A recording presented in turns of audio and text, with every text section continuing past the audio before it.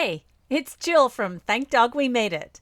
In this quick tutorial, I'm showing you how I scale dogwear patterns using two of the key grading points, the back length and the neck to withers.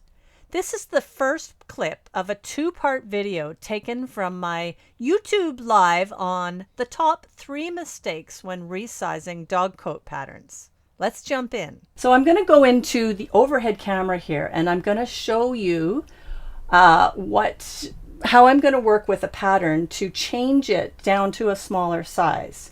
Now I'm going to be working with my cozy coat pattern here. You can make this coat, you can find this cozy coat pattern on my internet, on the website I should say, on the internet, and I'll give you the link in the description below on how you will find this pattern. So this is the cozy coat pattern, and first I want to go over are the neck to withers points and the back length on the pattern. So the neck to withers, as I said, if I was taking a dog, I'm going to show you my handy stuffed animal here. The neck to withers point on the dog is, we take a measurement from where the collar would normally sit on the dog, and we go to where we draw a straight line up from behind the front legs on the dog. We go straight up to where their spine is, and that's where their shoulders are, right here. So right up at that point on the spine. So you take a measurement for where the collar would normally sit, which is where your jacket would start, the back length would start, and then you measure down to that point on the back where the withers are. So in my case, this is 4 inches. And then the other measurement that we would look at is the back length. So again, we'd start our measurement from where the collar would normally sit on the dog, and we'd run straight along the back, the spine of the dog, to where the tail starts, the base of the tail, or where the bum is on the dog. So we've got a measurement of about 10 inches here. Just get rid of my little stuffy here. If we look at the pattern, the neck to withers, which is, I will tell you time and time again, this is the most critical point on the pattern, because this is, as I mentioned when I was showing you the dog, this is where any type of a garment that you make for a dog, it typically is going to wrap around the belly area in this point, at this point where the neck to withers are. So knowing where those shoulders are helps you to position the portion that runs around the belly area. In this case, it's the belly band on my cozy coat.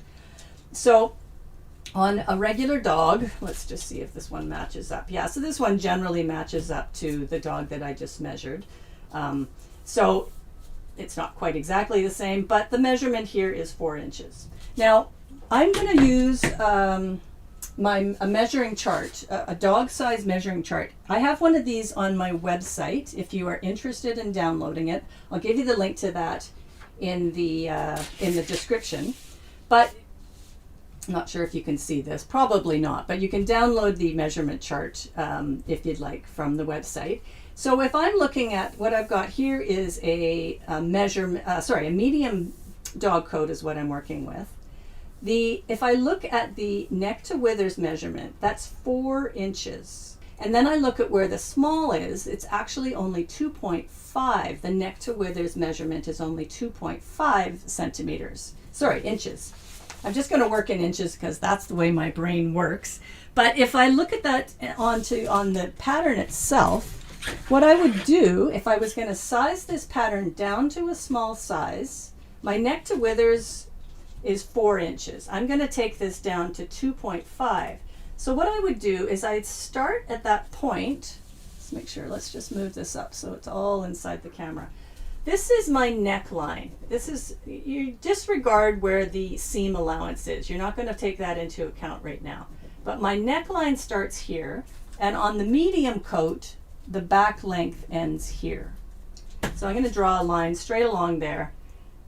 So my measuring point where I'm starting at is at the collar, and my neck to withers for the small size is 2.5. So I would make a mark here. That's my withers point.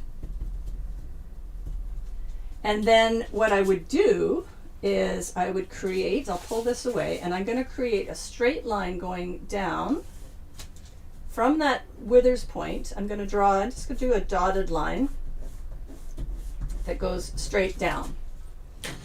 And that gives me the point of where this new position, the new position for where the belly wrap area, anything that wraps around the belly, is now going to shift over to this point here.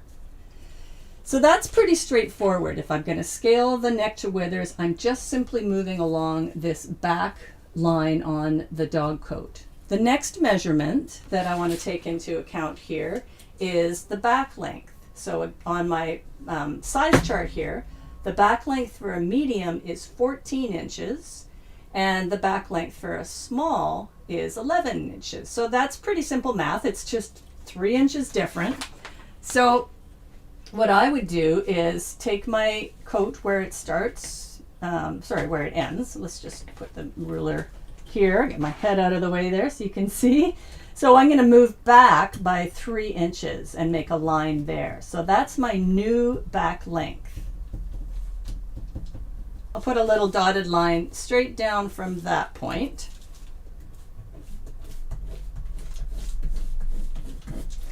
And then the rest of the area that we need to now look at is how we're going to work with the belly band, which works on the circumference of the dog, and the neck area that wraps around this neck of the dog. And as you can see, these have some area in them that have a functional ease, where the Velcro, in this particular case, they've got Velcro that wraps over each other, or you may have elastic in this area that cinches everything together. So that's mistake number 2, is that people are going to often forget about the functional ease.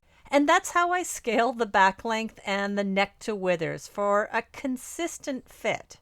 Next up is part 2, where I'll show you how to grade the chest and neck circumference and explain functional ease.